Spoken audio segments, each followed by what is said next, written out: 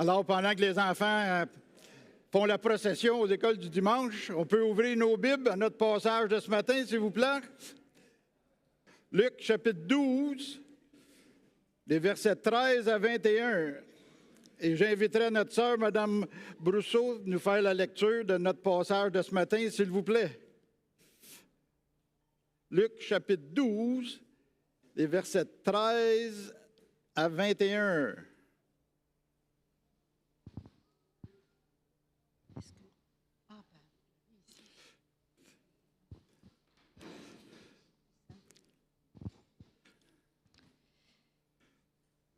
Quelqu'un dit à Jésus, du milieu de la foule, « Maître, dis à mon frère de partager avec moi notre héritage. » Jésus lui répondit, « Ô homme, qui m'a établi pour être votre juge ou pour faire vos partages? » Puis il leur dit, « Gardez-vous avec soin de toute avarice, car la vie d'un homme ne dépend pas de ses biens, fût-il dans l'abondance. » Et il leur dit cette parabole. Les terres d'un homme riche avaient beaucoup rapporté. Et il raisonnait en lui-même, disant, « Que ferai-je? Car je n'ai pas de place pour serrer ma récolte. » « Voici, dit-il, ce que je ferai. J'abattrai mes greniers, j'en bâtirai de plus grands, j'y amasserai toute ma récolte et tous mes biens. Et je dirai à mon âme, « Mon âme, tu as beaucoup de biens en réserve pour plusieurs années.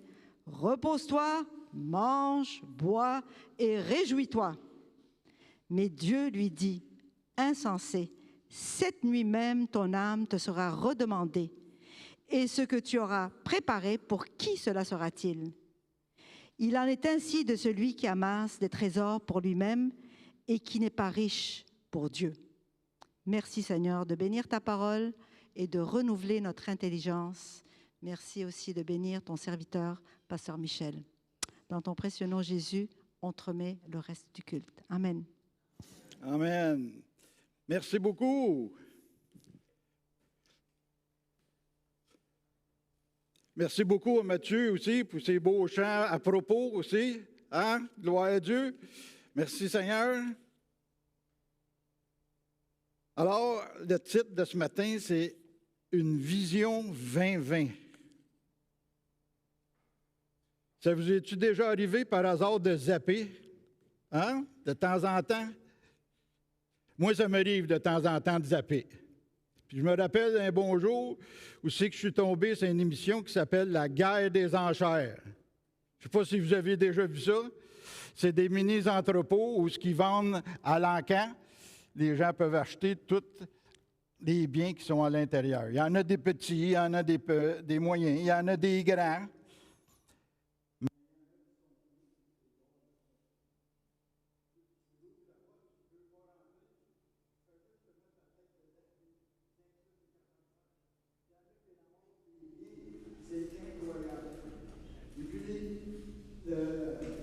La business des affaires des mini-entrepôts, ça devient de plus en plus populaire. Je regardais un organisme en France qui avait compilé les revenus des mini-entrepôts, ceux qui connaissent la liste, ceux qui pouvaient savoir l'information. Et puis, chaque année, c'était 130 millions de revenus. Et ils disent, eux autres, que c'est une business croissante rapidement. Ils prévoient que même dans environ moins de 10 ans, quelque chose comme 9 ans, ils vont avoir plus que doubler le chiffre d'affaires. Je veux que vous me compreniez, je ne parle pas de ceux qui vont au milieu d'entrepôts comme nécessité ou par besoin, c'est pour ça que je parle. Je parle de ceux qui ramassent des extras, des abondances de fruits. On continue de taper. Je m'envoie une émission qui s'appelle Les Brocanteurs. Vous avez déjà vu ça? Par hasard, des brocanteurs qui se promènent à travers les États-Unis. Et on sait des gens qui essaient de trouver des vieilles affaires. Il y en a qui l'ont du stock par le plateau. Des magasins, des maisons, des grandes, des entrepôts. une abondance de vie. Qu'est-ce qu'on va voir ce matin? On va voir une personne semblable à eux autres, qui a une soif d'accumuler des biens d'extra en masse. 5 points ce matin. Une vision 20-20, 5 points. Le premier, la rencontre. Versets 13 et 14. Quelqu'un dit à Jésus, du milieu de la foule. C'est ça qui a démarré l'enseignement de la part de notre Seigneur Jésus sur le sujet de l'avarice. Quelqu'un de la foule dit à Jésus.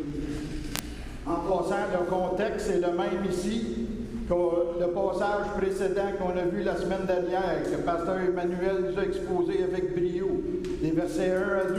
Le contexte est le même, c'est la même foule, les mêmes milliers entassés pour venir voir et écouter Jésus.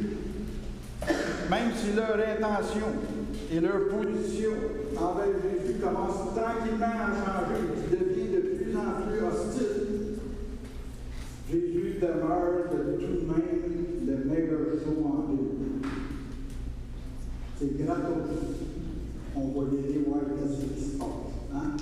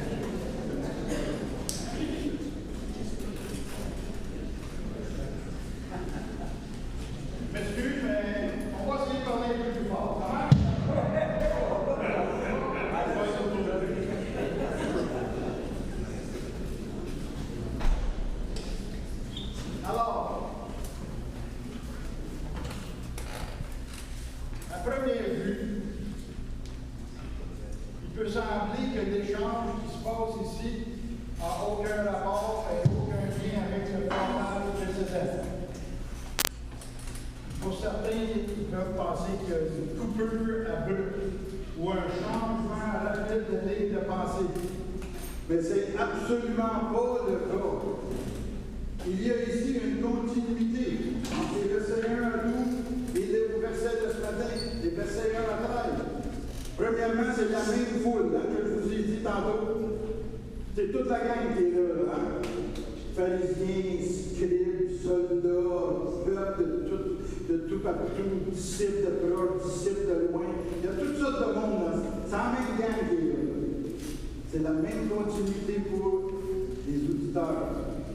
Mais surtout, mon deuxième point, pour la continuité, c'est surtout parce qu'ici, nous avons affaire à la deuxième réalité dans laquelle nous vivons. Nous avons affaire avec le deuxième domaine sur les deux. Versets 1 à 12, c'était le premier domaine. Et ici, dans les versets 13 à 21, c'est le deuxième domaine. Dans notre monde, il en existe seulement deux domaines. Le matériel et l'immatériel. Un est spirituel, l'autre est physique. Un est naturel, l'autre est surnaturel. Il y en existe juste deux, il n'y en a pas plus. Le passage précédent, le verset 1 à 12, était du domaine spirituel. Rappelez-vous, l'hypocrisie, la fausse religion.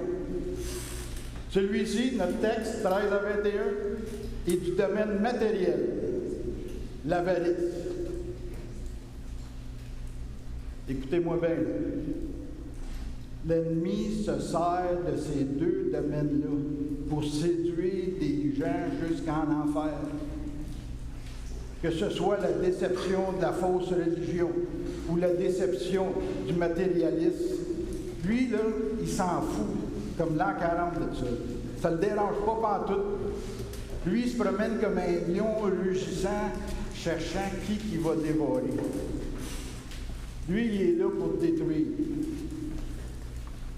La manière, le domaine, le quand, le qui, le où, ça ne le dérange pas. C'est tellement comme ça que ça marche que notre Seigneur Jésus, dans son amour pour les hommes, a émis 2 avertissements sérieux.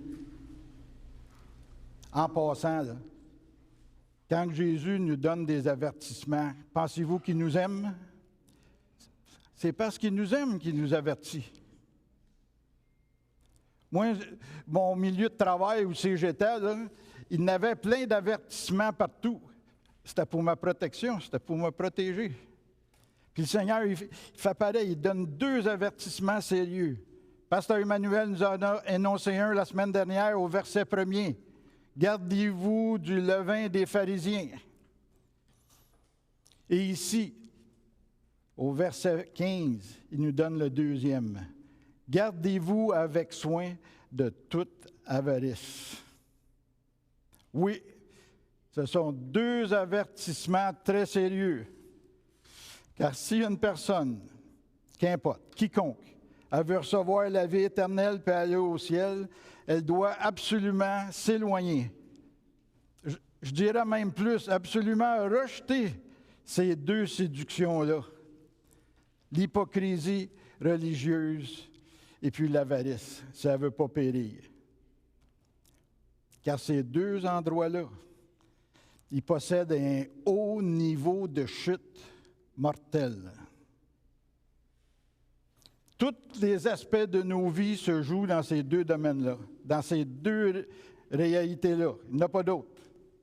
Fait que c'est du sérieux. Une personne sincère peut être séduite jusqu'en enfer par une de ces 2 réalités-là, ou même les 2. Si j'avais un pictogramme là, à vous montrer là, pour ces 2 domaines-là, là, ça serait une tête de mort noire avec les 2 tibias en croix. Matière dangereuse qui peut causer la mort. Ça serait ça, mon pictogramme d'avertissement ici. Approchons-nous de notre texte maintenant. Quelqu'un dit à Jésus du milieu de la foule, « Maître, dis à mon frère de partager avec moi notre héritage. » Jésus aurait pu poser la question, c'est qui le matérialiste dans la gang? On le sait, là, hein? On l'a vu assez vite. Il n'est pas trop dur à identifier. On l'a spoté. C'est lui. Lui, il dit, parle-moi pas de religion. Parle-moi pas de rituel. Parle-moi pas de doctrine. Moi, je veux que tu me parles d'argent. Moi, je veux que tu me parles de choses.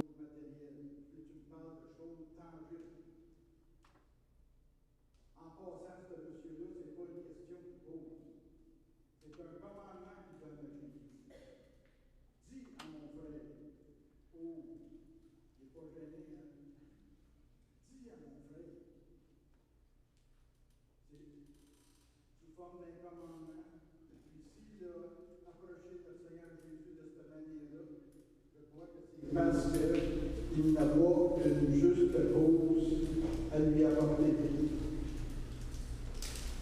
Parce que dans la loi, dans Deutéronome 21, 17, ça dit la double portion est là au premier-né. Alors, vu qu'il vient à Jésus, pour lui, la loi, lui semble injuste et inéquitable. Fait qu'il veut que le Seigneur établisse ça d'après lui dans sa tête. Mais l'affaire qu'il y a, c'est que rendu au verset 15, sa motivation de commander Jésus est exposée. Gardez-vous avec soin de toute avarice. C'est ça le problème. Il expose sa fausse motivation. Déjà, on commence se pointer. Hein? Dis à mon frère de partager avec moi notre héritage. Verset 14. Jésus lui répondit, ô homme, qui m'a établi pour être votre juge ou pour faire vos partages? Vous avez peut-être déjà entendu la réponse quand on demande à Dieu de répondre à nos prières, de quoi manière il nous répond. Hein? Oui, non, puis à quand? Ouais. Ça va être ici, c'est non. Hein? Ô homme qui m'a établi pour être votre juge ou pour faire vos partages. En voulant dire, il n'y en a pas question que j'embarque là-dedans. Non, Jésus n'embarquera pas dans des jugements, des caprices personnels ou des convenances personnelles. Il ne se fera pas forcer la main.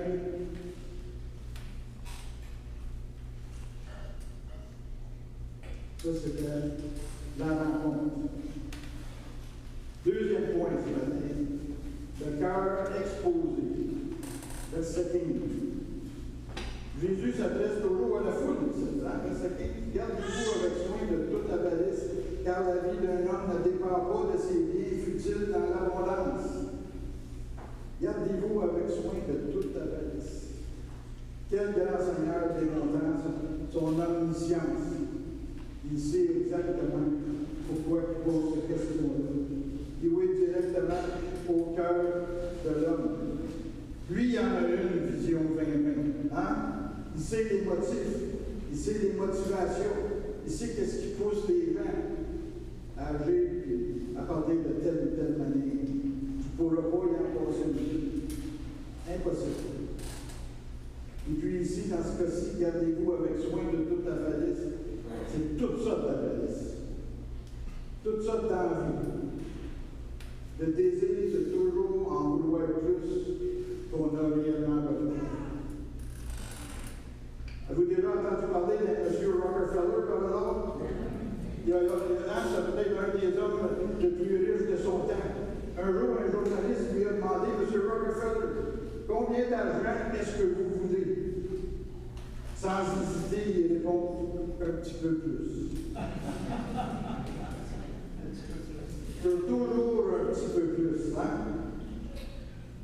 Il ne faut pas oublier que le Seigneur dit à la fois, gardez-vous avec soin de toute avarice. Si vous me permettez, je pense que ce deuxième avertissement-là est un peu plus sérieux que le premier. Il va un petit peu plus profond que le premier. Parce que les mots avec soin sont ajoutés. C'est parce que je crois que dans notre monde matériel, c'est parce qu'on le voit. On peut le toucher. C'est un monde tangible. Lui, les tentations sont plus fortes. L'avertissement est plus sérieux. Car la soif d'en avoir plus par n'importe quel moyen, c'est ça qui parle ici. Extorsion, fraude, magouille, nomme-les, c'est ça qui parle. Et puis ça peut condamner aussi rapidement que la fausse religion.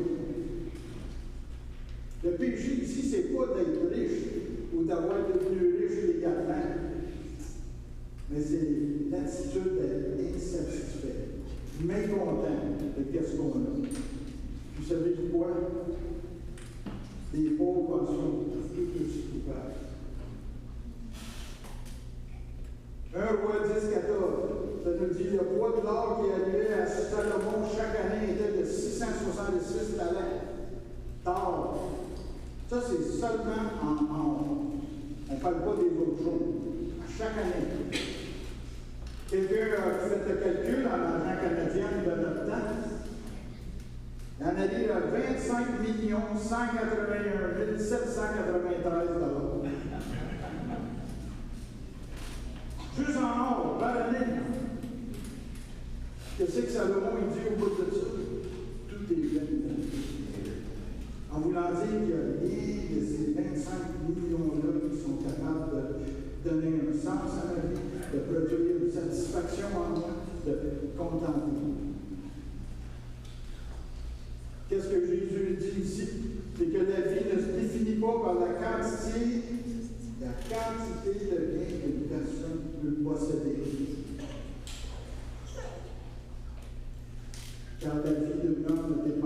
ses pieds, futile dans l'abondance.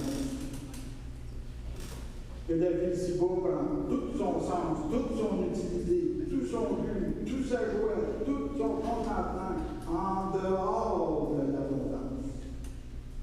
C'est là que ça se passe. Et bien entendu, quand il parle du Seigneur de la vie qu'à la vie d'un homme, il parle de la vie éternelle. Oh, c'est glorieux vie. Toute sa gloire, toute la magnificence. Il n'y a pas une scène qui est capable d'acheter ça. Il n'y a pas un 25 millions par année qui est capable d'acheter ça. D'une qualité incomparable.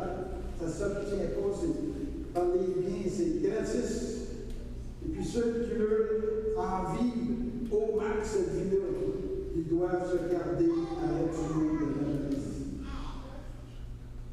C'est un des deux plus grands adversaires de nos âmes, c'est les possessions. Troisième point ce matin, la parabole, les versets 16 à 19. Et il te dit cette parabole. Encore une fois, Jésus s'adresse toujours à la même foule. 3 points ici. A, 3A, sa richesse, verset 16. Et il leur dit cette parabole. Les terres d'un homme riche avaient beaucoup rapporté. En passant, une parabole, c'est une illustration de la vie courante pour nous aider à comprendre des vérités spirituelles, des principes spirituels. Et dans ce cas-ci, dans cette parabole-ci, pour le moment, notre fermier, tout va bien, OK? Rendu ici, ça va bien. Les terres d'un homme riche avaient beaucoup rapporté. Il n'y a pas de fraude là-dedans, il n'y a pas de crime là-dedans, il n'y a pas de malhonnêteté dans tout ça. Tout va pour le mieux. Il a bien travaillé, son travail a réussi. Ses terres avaient beaucoup rapporté. J'ai trouvé le mot grec pour avait beaucoup rapporté. Le mot grec, c'est euphorie. Euphorie. Incroyable, n'est-ce pas? En voulant dire, il capotait. Moi, je ne danserai pas, là, mais d'après moi, il dansait dans le champ quelque part. Hein? C'est l'euphorie. Une joie débordante. S'il y a bien une chose qui dépend des circonstances et des facteurs hors de notre contrôle, c'est bien l'agriculture. S'il y a une chose pour laquelle une personne doit remercier Dieu et être remplie de gratitude pour avoir reçu une excellente récolte, c'est l'euphorie. Hein? Quand le Seigneur nous bénit avec une excellente récolte. Pourquoi? Bien, parce que c'est Dieu, dans sa providence, lui qui contrôle les éléments, contrôle toute la matière, les facteurs, tous les détails pendant un bon bout de temps pour en arriver à cette récolte-là. Ici au Québec, on sème au printemps, le Seigneur prend soin de ça quelques mois, on récolte à l'automne. C'est lui qui prend soin de tout ça. Jusqu'ici, ça va bien pour notre fermier. Mais rendu au verset 17, les affaires commencent à se gâter un peu. 3b, deuxième point, son raisonnement. Et il raisonnait en lui-même, disant, « Que ferai-je, car je n'ai pas de place pour serrer ma récolte? » Il raisonnait en lui-même, en voulant dire que là, il devient le seul décideur de comment que les affaires vont se passer. Il est la seule mesure, il est la seule personne capable de prendre la bonne décision sans aucune considération de Dieu. Qu'est-ce que je vais faire avec tout ça? Selon la perspective terrestre, bien entendu. Fait que rendu ici, moi je dirais que sa vision est 0-0, hein? Ça va pas bien, là. Versets 18 et 19, troisième point dans la parabole. Ici, une vision tordue. Voici, dit-il, ce que je ferai. J'abattrai mes greniers, j'en bâtirai de plus grands. J'y amasserai toute ma récolte et tous mes biens. Et je dirai à mon âme, tu as beaucoup de biens en réserve pour plusieurs années. Repose-toi, mange, bois et réjouis-toi. Dans sa vision tordue, il n'a pas été capable de voir pour les autres que ses biens pouvaient avoir quelque chose pour les aider. Il n'a pas été capable de voir ça, là, que ça pouvait aider les autres. Il a décidé de tout arrêter. Il a décidé de prendre sa retraite puis de faire le party. Imaginez, le soir, tu t'en vas chez vous, tu travaillais, le lendemain matin, tu arrives, le cadenas est dans la pote. C'est fermé. Une fermeture cruelle. Lui, il décide de fermer, sans aucune considération des travailleurs, sans aucune considération des familles qui sont affectées par cette décision-là. Même, il ne pense même pas aux autres petites entreprises autour ou aux petits commerçants. Ça ils s'en foutent de ça. Ils vont fermer, puis c'est pas mes problèmes. Il n'y a aucun souci pour les autres sites. Il n'a pas vu la main de Dieu dans sa récolte abondante. Il ne voit pas les autres dans sa richesse, seulement lui-même. Il ne voit pas l'étranger, il ne voit pas les malades, il ne voit pas les veuves, il ne voit pas l'orphelin, il ne voit pas le travail de Dieu, il ne voit pas, dans son temps c'était la synagogue, aujourd'hui c'est l'Église, il ne voit pas ça. Il ne voit pas les missions, il ne voit pas les ministères. Ce n'est que moi qui prime. Le moi. Laissez-moi vous en parler du moi.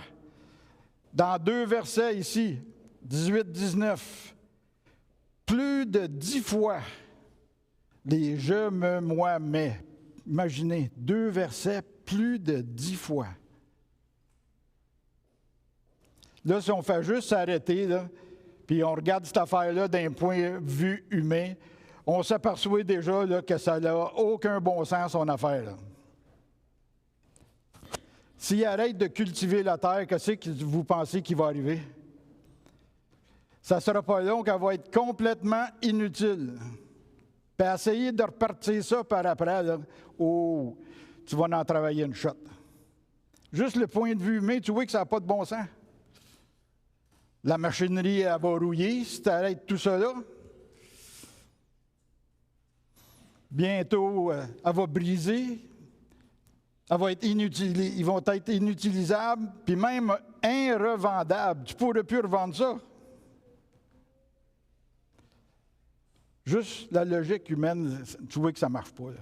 Ça, c'est pour l'affaire extérieure, mais lui, pour lui-même, là, un esprit qui est au ralenti, là, il rétrécit. Et puis, il peut devenir facilement la proie aux tentations de l'ennemi dans ces cas-là. L'ennemi l'avait déjà séduit à l'acquisition des biens matériels en négligeant le service de Dieu, même si Dieu avait tout pourvu pour lui. Il l'avait déjà eu. On commence-tu un petit peu à voir les dommages qui sortent de céder à l'avarice? Le deuxième point dans notre vision tordue, c'est qu'il n'a pas vu la nécessité de considérer Dieu lors de prises de décisions majeures. Son esprit était complètement fermé au conseil de la parole de Dieu. Il se reposait seulement sur sa propre connaissance. Il n'acceptait aucune suggestion des autres, pensant que parce qu'il était riche, il était bien plus intelligent que le reste du monde à côté. Sa richesse semblait lui avoir donné une affirmation qu'il possédait une grande sagesse. Pourtant, la poursuite des biens et l'insatisfaction du confort présent anesthésient totalement et complètement la condition de perdition dans laquelle la personne se trouve. en voulant dire, te pensant sage, tu deviens insensible à ton besoin d'un sauveur. Le désir de posséder toujours plus rend la personne insensible à sa dépravité et à son besoin d'un sauveur. Encore une fois, la vision 0-0, n'est-ce pas? Quatrième point ce matin, la réalité, verset 20. Mais Dieu lui dit, insensé, cette nuit même ton âme te sera redemandée. Et ce que tu as préparé, pour qui cela sera-t-il? 20a, mais Dieu lui dit insensé. Oh là là! Tout à coup, la réalité, elle frappe. Elle l'a frappé de plein fouet. Lorsqu'il y a trop de je me moi, là, qui décrit les décisions qu'on prend sans Dieu, bien qu'on ne se surprenne pas qu'à un moment donné, Dieu décide d'intervenir abruptement dans nos affaires, sans crier gare, sans avertissement. Il va s'injecter dans notre vie. Surprise! Ouais. À cause qu'il voulait sécuriser son présent puis son futur, Dieu l'a donc étiqueté insensé. C'est-à-dire que se fier sur des possessions pour solidifier le présent puis le futur, c'est la preuve que tu as perdu tout bon sens. Insensé.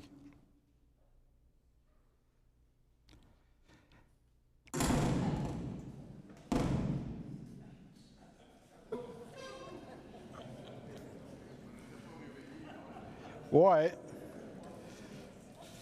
Verset 20. Cette nuit même, ton âme te sera redemandée. Avec l'étude, j'ai trouvé dans le grec que le grec se situe au pluriel. OK. Oh, ouais, ça marche. Je ne peux pas te l'enlever, celle-là, moi, juste l'ôter. Ouais.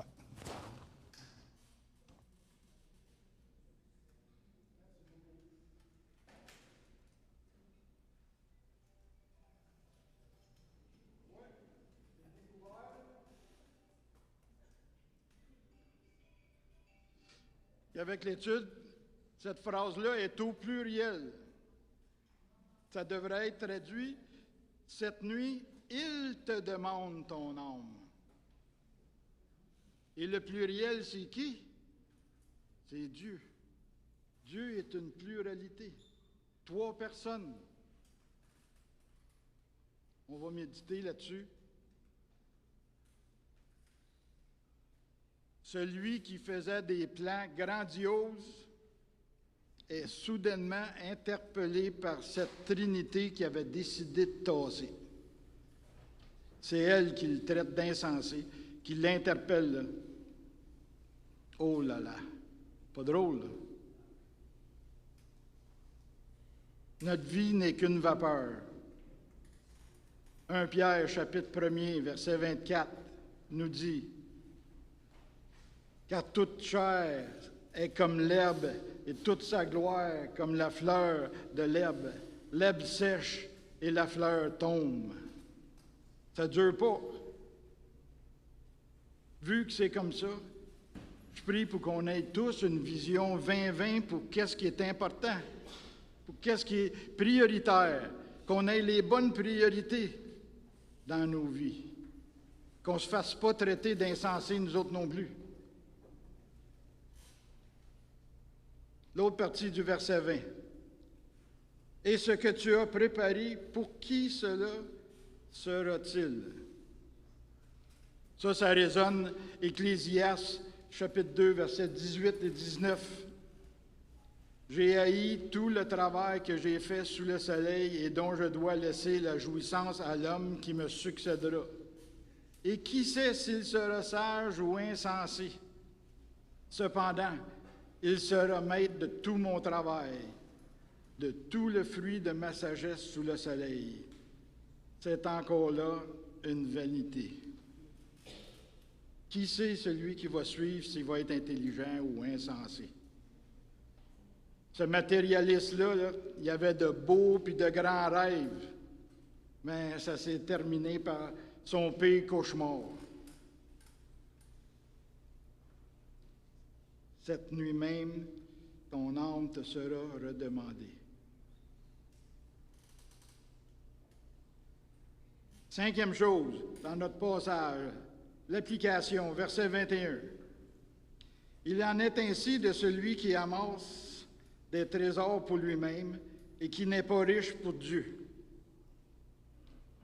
Alors, si nous n'utilisons pas qu'est-ce que Dieu nous confie, il nous donne pour sa gloire et pour le bénéfice des autres, pour aider à avancer le royaume, ça se peut qu'on ressemble à cet insensé-là. Il faut comprendre qu'il y a des échanges à faire qui en valent la peine, et puis pas à peu près à part de ça. Le terrestre pour le céleste. Ça vaut la peine de faire des échanges dans ce niveau-là. Le temporel pour l'éternel. Ça vaut la peine de faire des échanges là. Le matériel pour l'immatériel. Le naturel pour le surnaturel. Le physique pour le spirituel.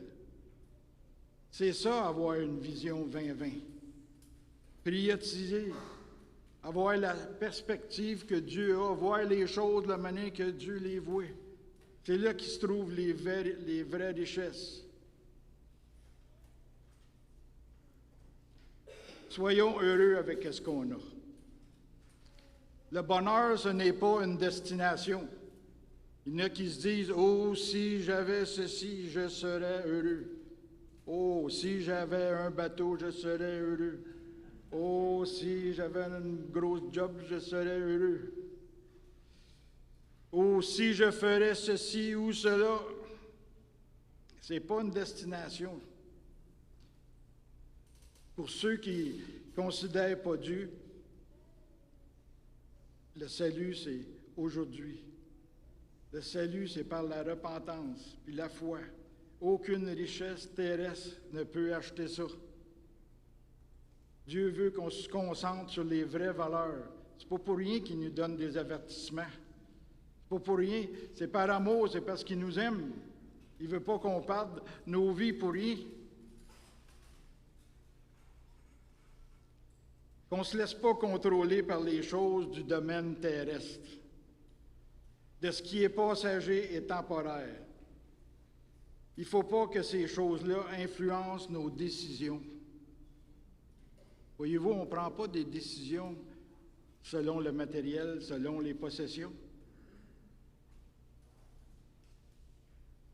On ne laisse pas ces choses-là aussi influencer nos ambitions, nos désirs, nos aspirations, nos réflexions, nos plans. On ne prend pas des décisions basées sur les choses du monde. On prend les décisions, on change des comportements, on fait des choses basées sur les choses célestes. Sinon, c'est voué à la catastrophe. Savez-vous quoi? On est juste des administrateurs ici. Dieu nous a confié des choses, et puis c'est à nous de les administrer. On n'est pas propriétaire, on est administrateur. Pareil comme le curateur au musée. Lui, il a plein de chefs-d'œuvre là, au musée, il en prend soin. Il ne les emmène pas chez eux pour les regarder ou pour les vendre. Là. On est les administrateurs. J'ai une citation pour vous de M. R.W. McKay, le deuxième du nom. Il dit ceci. À cause de la chute, l'être humain perçoit le monde matériel pour être utilisé à ses propres fins, au lieu de voir la création provenant de Dieu. Dans la rédemption, où les effets de la chute sont inversés, le croyant soumet la création dans toutes ses facettes, que ce soit le temps, ses qualités, ses talents, son expertise, ses richesses, au seul but de glorifier Dieu. Amen. Oh oui.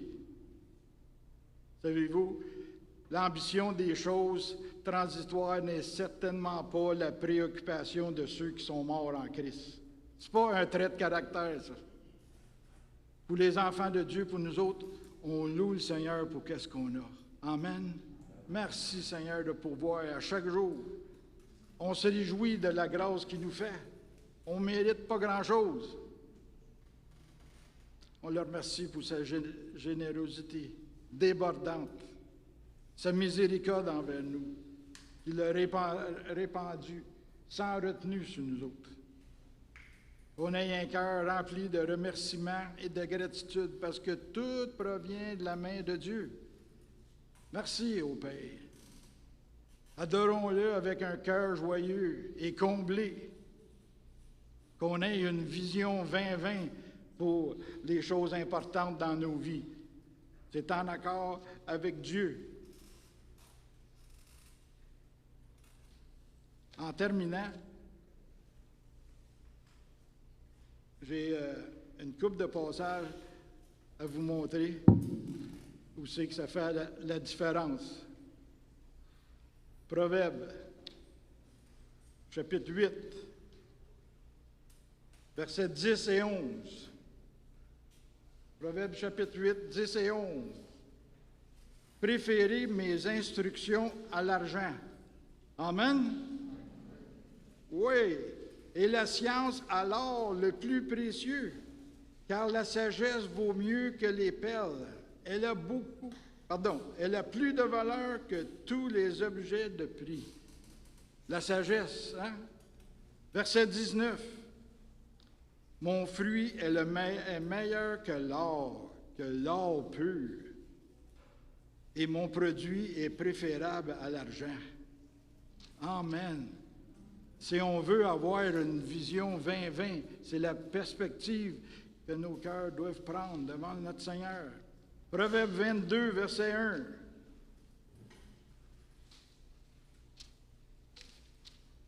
La réputation est préférable à de grandes richesses, et la grâce vaut mieux que l'argent et que l'or. Amen. Imaginez, une bonne réputation, ça vaut mieux que de grandes richesses. Drette là, ça vaut à peine d'arrêter puis de travailler, hein? Merci, Seigneur. Il y a des choses qui valent bien plus qu'ici. 25, Proverbe 25, 11 et 12. Comme des pommes d'or sur des ciselures d'argent, ainsi est une parole dite à propos. Comme un anneau d'or et une parure d'or fin, ainsi pour une oreille docile est le sage qui réprimande. Amen. S'encourager les uns les autres, des pommes d'or sur des ciselures d'argent, quand c'est fait sincèrement. Oh, merci Seigneur. Et puis une de mes préférées, Proverbe 31, verset 10. Qui peut trouver une femme vertueuse? Elle a bien plus de valeur que les perles. Amen. Merci Seigneur pour ma chérie. Il y a des choses qui valent bien plus que qu'est-ce qu'il y a dans ce monde-ci, que le matérialisme, que les possessions. Tout est dans sa parole. Le Seigneur, il voit qu'on soit capable de voir la différence de qu'est-ce qui a vraiment de la valeur, puis qu'est-ce qui n'en a pas pantoute. Puis une vision 20-20, c'est ça que le Seigneur va nous donner. Que le Saint-Esprit nous vienne en aide. Amen. Merci beaucoup.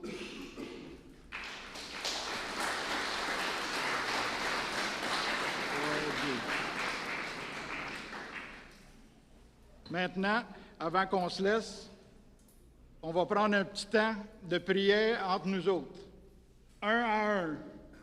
Qu'on y aille vers une personne qu'on connaît peut-être un peu moins, ou une personne qu'on ne connaît pas, et puis qu'on écoute ses besoins, qu'on ait une oreille attentive et une parole docile. Hein? C'est bien meilleur comme une ciselure d'or. On va prendre un temps ensemble, après le chant. Ça marche? Allons-y.